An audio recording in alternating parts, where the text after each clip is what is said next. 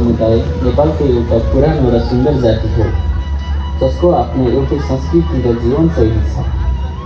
मगर संस्कृतिमा अतिथिको स्वागत र खुसी प्रकट गर्न विशेष गीतहरू गाउने आफ्नै परम्परा छ, जसमध्ये कौडा नाच पनि मगर समुदायमा धेरै पहिलेदेखि चलिआएको परम्परागत लोकनृत्य हो।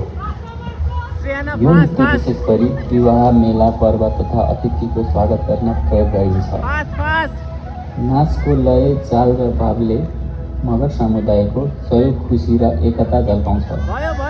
प्रस्तुत छ मगर समुदायको लोक तथा परम्परागत कौडा नाच।